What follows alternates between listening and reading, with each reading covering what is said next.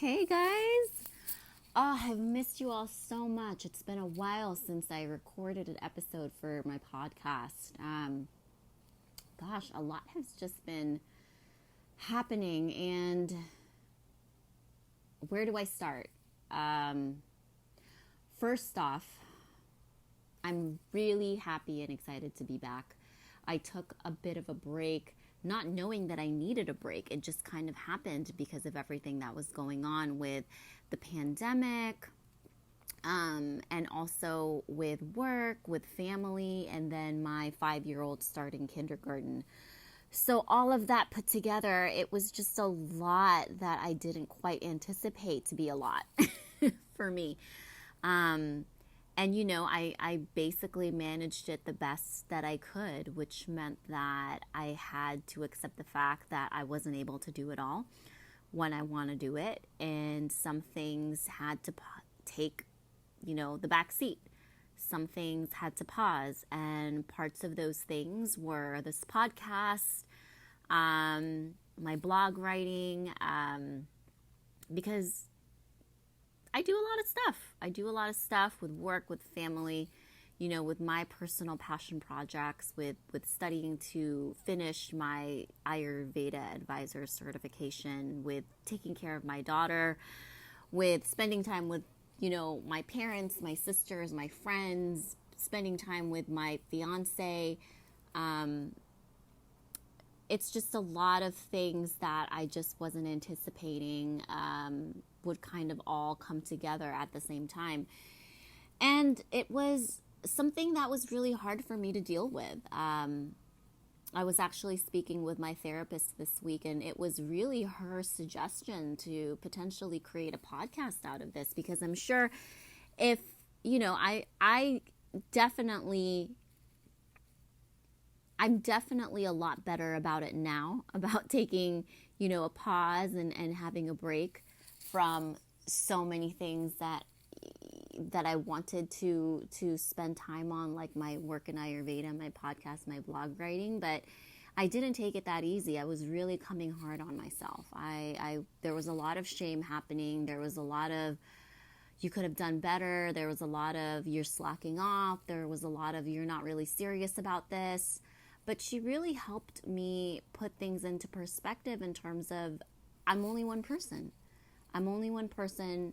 I only have a finite amount of time, and I'm not going to get things perfect. I'm not going to do things, at the time that I always want to do them, and that's okay. And that's part of life, and there's no shame in that. And I can wallow in self-pity, I can wallow in misery, I can wallow in self-shaming, and let that self-shaming like stop me from actually getting back on the wagon. And it has, oh my goodness, it has. It's that shame has stopped me from doing so many things in life, and it's so helpful to just have that support system that I have with my therapist to kind of stop me in my tracks and say, dude, this is normal. This is okay. It's okay to take a break. It's okay to, not be, not be running full force every single day, 24/7. So I wanted to go back here and kind of share that with you all, because if I'm feeling that way, I'm sure a ton of other women, a ton of other moms, and just people in general are probably feeling that. We're going through some really different, unique times right now. Everyone's working from home. Everyone who with children are having to create new routines and really deal with the new reality. And we're just trying our best. We're trying our best, and that's all we can really ask of each other. And the worst thing that we can do is really to shame ourselves and shame each other.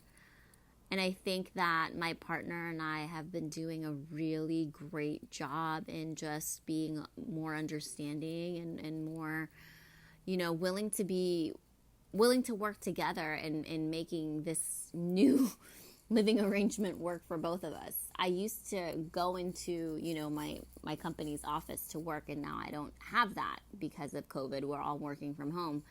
And so now we're both here. We're both here sharing a space with our 5-year-old. And before that, actually, his son, my stepson, was actually also living here for the summer. So there were 4 people. So there was just a lot of movement, a lot of changes, a lot of things that needed adjusting. And so it's really easy for me to kind of just not notice all that and just kind of like focus on, oh, you didn't try hard enough. So I'm really thankful to have had that realization, because otherwise, like I mentioned to you guys, I really could have just leaned in on that talk of self-shame and just self-sabotage from there and really think about, oh, this isn't really something that I actually want to do, I guess, because I haven't done it. No, Mary, it's just that you needed some time to really focus on other pressing things. Not that that wasn't important, but those things that you focused on are actually important. And it's okay that you needed to, take some things off your plate to make life happen. And now I feel good. I feel good getting back in the swing of things. Today, I put myself first. I got my hair cut. I haven't had my hair cut in 8 months, you guys. I feel so light. I feel like weight has been taken off me physically and metaphorically. I feel like a brand new person. And today, I put myself first. I got my hair cut. I took a walk. I made myself my cacao masala drink, had some breakfast, met up with a girlfriend for brunch, did some work on my Ayurveda certification and also on this virtual summit that I am planning, which I'm super excited to tell you guys more about. You'll be learning more about that in the next few podcasts and also on my blog and on my social media channels. But I really put myself first and didn't create blocks for myself in order to make that happen. Meaning, have you guys ever done this where you tell yourself, okay, first I'm going to clean the bathroom and then I can do something for myself? Like, it's sort of like, and if I don't do it, then I feel like I don't deserve to do something for myself. It's sort of like that Cinderella syndrome. That's kind of like what my therapist called it. And I didn't even know it had a name because it was such a great way of explaining it. And it's basically like putting these walls and these barriers up to prevent yourself from doing something that can actually really uplift your mood, that you really need to feel your best, that you need to feel inspired and to feel valuable and to feel whole. And I've been doing that. I've been doing that to myself for the past few weeks. And it made me not really I wouldn't say I was like such a moody, cranky person to deal with, but I definitely felt my mood changes, and so did my fiance. And I've just learned that that's not really going to benefit anyone. And there's no point in me trying to discipline myself. I am a grown woman. I do not have to create chores or chore rules in order for me to want to do something that makes my soul fulfilled, right? I shouldn't do that. In fact, I should do the opposite. I should definitely put my passions and whatever makes my soul feel good first so that I can have more energy to actually do other things around the house, so that I can feel inspired and I have the the energy to clean, to cook, and I don't feel resentful towards the people around me. So that was a really big piece for me this week, and just super grateful for being able to realize that. One thing that I also want to stress here is the importance of support, especially now, you guys. If you don't have anyone that can really check you, and I don't mean like shame you or attack you. I mean someone to kind of really put things into perspective for you. Someone who can lovingly challenge you, someone who can, remind you of how you want to show up. That's the type of support that we all need in our lives. That's the type of people that we should put in front of ourselves. Sometimes we're fortunate enough to have those people as our friends, as our parents, as our partners, but sometimes we're not. And we have to go out and look for those people in the form of therapists, in the form of, a coach. And that's cool.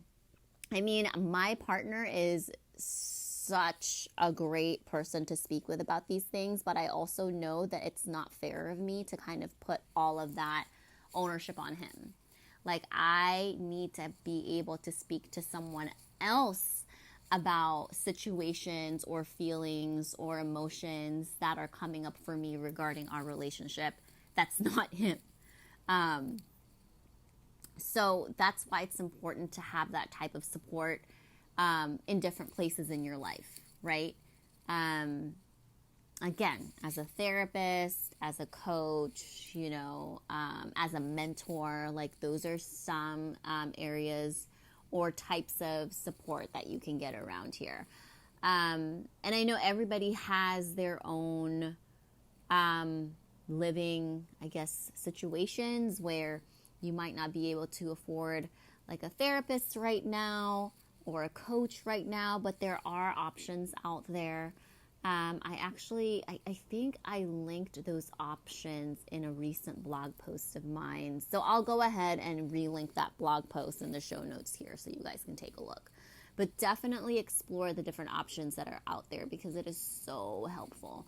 The last thing that you should be doing is just kind of like relying on yourself to support yourself, which is good, right? Because at the end of the day, like, we know what's good for us, but we also need other people's perspectives that we know can help us. That's another thing too. Advice and support is not made equal. It's important for you to get advice and support from people who you actually look up to, who actually have the things that you want in life, who are actually doing the things that they believe in. Like, if one of your goals is to open up a business, then it is wise to have a mentor that actually has their own business that is profitable, right? That's self-sustaining, and that's actually doing something good for the world at the same time. It wouldn't be wise for you to listen to someone who has a 9-to-5 job about starting a business. That just isn't it. And that's what I mean by making sure that you're getting your advice and you're getting your support from the right sources. And I know that it's so easy, just to talk to your girlfriends or your friends about relationships, boy problems, girl problems, whatever. But it's so important to know and look at their relationships before you decide whether to take their advice. Like, is their relationship the type of relationship you actually want? And my partner is the one who really put this into perspective for me because I used to do that.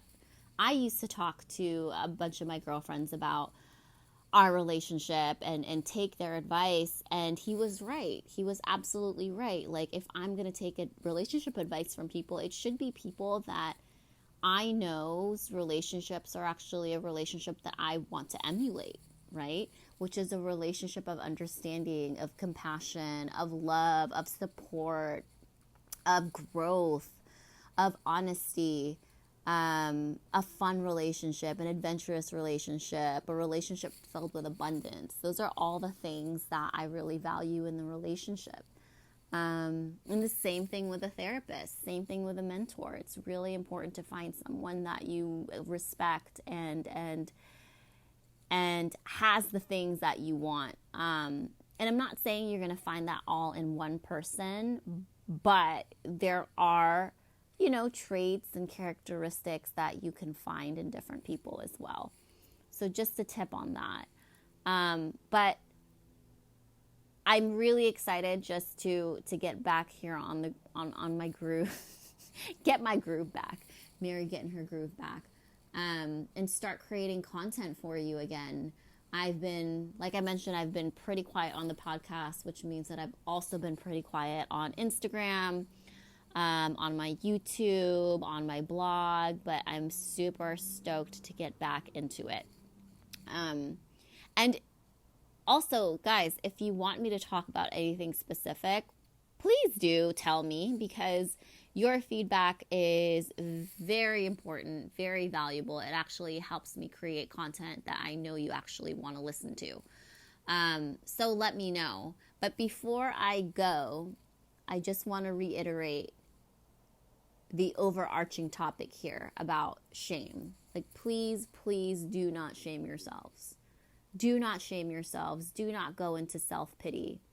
Because when you shame yourself and when you go into self-pity, you're actually saying that you have no agency in creating the world that you want to create.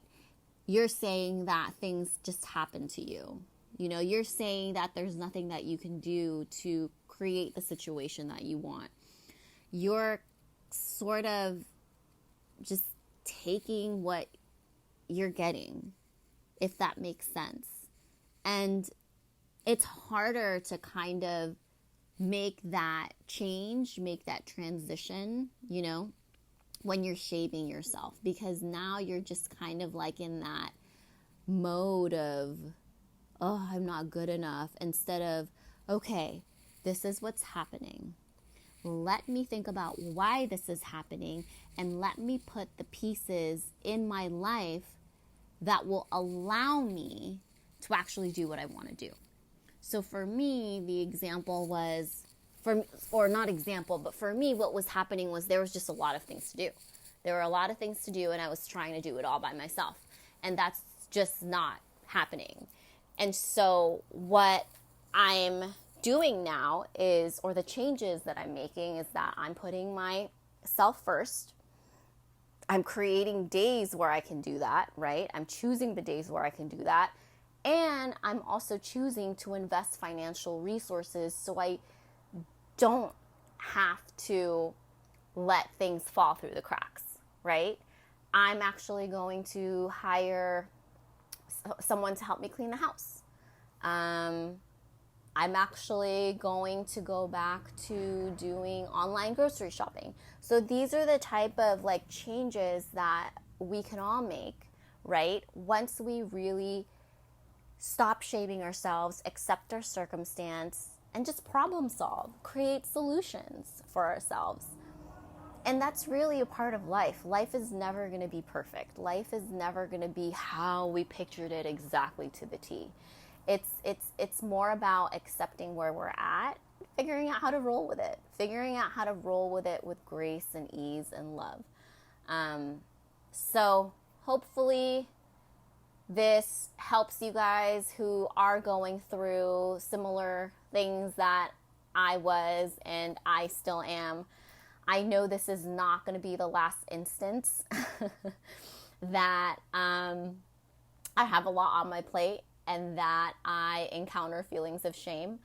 But I just know that, you know, I'm not here to be perfect. I'm not here to show up as knowing everything, or like I mentioned, being perfect. I'm just here to get it right.